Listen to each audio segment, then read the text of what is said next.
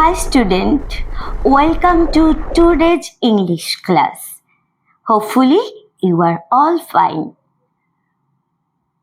আমি যে এই ইংলিশ পড়লাম তোমাদেরও কিন্তু ইচ্ছে হয় যে মাথার মধ্যে যে কথাগুলো ঘোরে সেগুলোকেও ইংলিশে লিখি, কিন্তু সমস্যাটা সেখানেই হয় যখন লিখতে গিয়ে মনে হয় আমি ঠিক লিখলাম তো, ঠিকঠাকভাবে সাজিয়ে গুছিয়ে লিখতে পারলাম তো, তখনই আসে প্রবলেমটা। তো আজকের ক্লাসটা কিন্তু তোমাদের সেই সকলের জন্য যারা এভাবেই ইংরেজি সেন্টেন্স গঠনের ক্ষেত্রে ফরমেশনের এক সমস্যায় ভুগতে থাকো। শুরু করি। আজকে যদি প্রথমে আমি বলি যে আমি ভাত খাই, বাংলায় তো বলি আমি প্রতিদিন ভাত খাই। দাও, যদি ভাবো এটার আমি প্রথমে ইংলিশ মিনিংগুলো লিখি, তা আমি ইংরেজি জানো আই, প্রতিদিন ইংরেজি এভরি ডে, ভাত ইংরেজি রাইস, আর খাওয়া ইংরেজি ইট। কিন্তু ইংলিশে আমরা এভাবে বলতে পারি না। বাংলায় আমরা যেভাবে বলতে পারি ইংলিশে কিন্তু সেভাবে বলতে পারি না। ইংলিশে বলার জন্য আমাদের একটা নির্দিষ্ট স্ট্রাকচার থাকে। সেই স্ট্রাকচারটা কি দেখো, আমি তোমাদের জন্য আগে থেকেই লিখে রেখেছি। স্ট্রাকচারটা হলো সাবজেক্ট, ভার্ব, তারপরেই অবজেক্ট, কমপ্লিমেন্ট মানে rest of the part of the সেন্টেন্সের অন্য অংশগুলো। তাহলে প্রথমে আমাদের থাকতে হবে সাবজেক্ট, তারপরে ভার্ব, তারপরে অবজেক্ট, কমপ্লিমেন্ট বা অন্য কিছু। তাহলে প্রথমে আসতে হবে সাবজেক্ট। কি সাবজেক্ট হলো যার দ্বারা কাজটা সম্পন্ন হয়। এখানে ভাত খাই কে? আমি ভাত খাই, মানে এখানে তুমি ভাত খাও, ভাত খায় কে? তুমি। সে ভাত খায়, ভাত খায় কে? সে। এই যে আমি, তুমি, সে, আমার দ্বারা কখনো কাজটা সম্পন্ন হচ্ছে, কখনো তুমি, তোমার দ্বারা, কখনো সে। এই যে যার দ্বারা ক্রিয়ার কাজটা সম্পন্ন হচ্ছে সেটাই হলো সাবজেক্ট বা বাক্যের কর্তা। তাহলে এখানে আমিটা হলো সাবজেক্ট। এবারে কাজ করা কোনো কিছুকেই আমরা জানি বলে ভার্ব। তা এখানে কি কাজটা আছে? খাই, খাইটা হলো ভার্ব।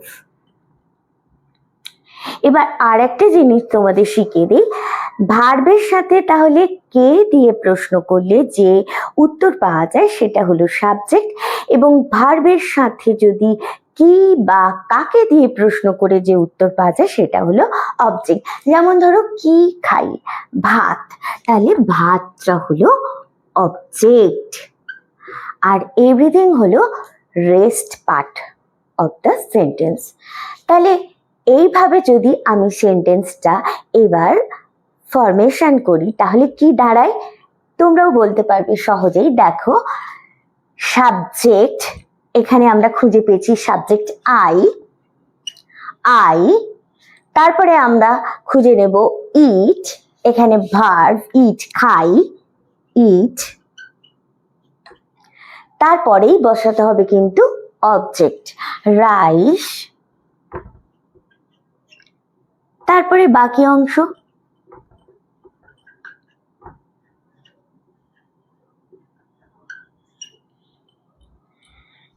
তাহলে এটা কি তোমাদের খুব কঠিন লাগলো?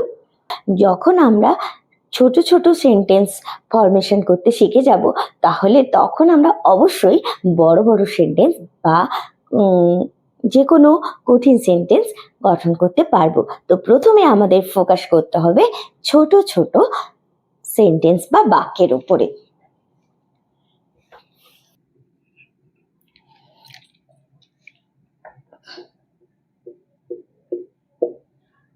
এইভাবেই ফরমেশনটা করব সাবজেক্ট প্লাস ভার্ব।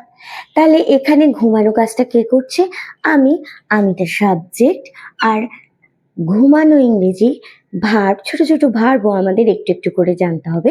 স্লিপ, তাহলে আমি ঘুমাই, আই স্লিপ। সে নাচে, হি অর সি। আমি হি অথবা সে লিখতে পারি। এবার লিখছি দেখো, আগের সেন্টেন্সে আমি লিখেছিলাম আই স্লিপ, পরের সেন্টেন্সে আমি লিখলাম হি অথবা সি ড্যান্সেস। একটা এস আমি এক্সট্রা যোগ করলাম।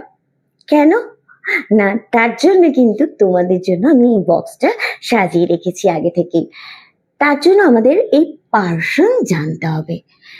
পার্সন হলো ফার্স্ট পার্সন, সেকেন্ড পার্সন আর থার্ড পার্সন। ফার্স্ট পার্সন আমি, আমরা, আমাকে, আমাদের, আমরা নিয়ে যা কিছু কথা হয়, I, we, us. Second person তুমি, তোমরা, তোমাদের, মানে তুমি দিয়ে যা কিছু কথা হয়। আর থার্ড পার্সন হলো আমি, তুমি ছাড়া বাকি অন্য যে কেউ। সে হতে পারে, তারা হতে পারে, রাম হতে পারে, পাখি হতে পারে, কুকুর হতে পারে, মানুষ হতে পারে, যা কিছু হতে পারে। তাহলে এটা হলো থার্ড পার্সন। আর একটা কি নিয়ম জানো? যখন সাবজেক্টের থার্ড পার্সন সিঙ্গুলার নাম্বার হয়, তখন ভার্বের শেষে এস বা ইএস যোগ হয়। তখন ভার্বের শেষে এস কিংবা ইএস যোগ হয়।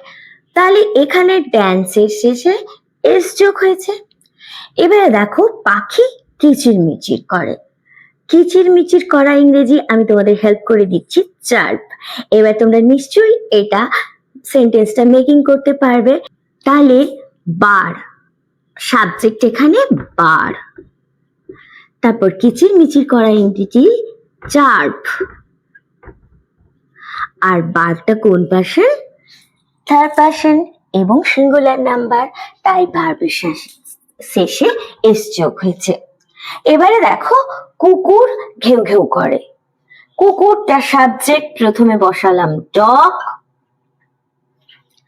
তারপরে ঘেউ ঘেউ ইংরেজি বার্ক, BARK, ভার্বটা হলো বার্ক, আর এস যোগ করলাম, হয়ে গেল ডগস। ডগ বার্কস, কুকুর ঘেউ ঘেউ করে। কত সহজ না? দেখো, তারপরে তুমি সাঁতার কাটো, তুমি ইউ, আর সাঁতার কাটা ইংরেজি সুইম।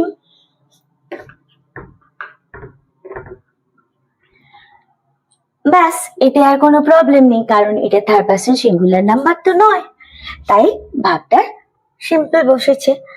আমরা খেলা করি, আমরা ইংরেজি উই, সাবজেক্ট উই, আর তারপরে ভার্ব কি বসবে? খেলা করা ইংরেজি প্লে।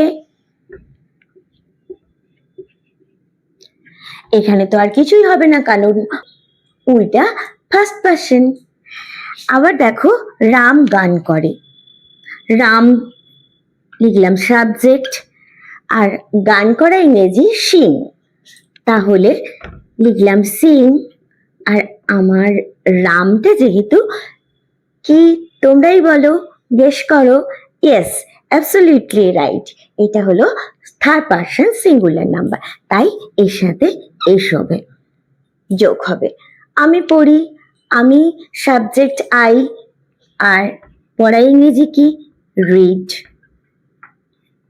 আমি পড়ি, আই রিড, কিংবা স্টাডি।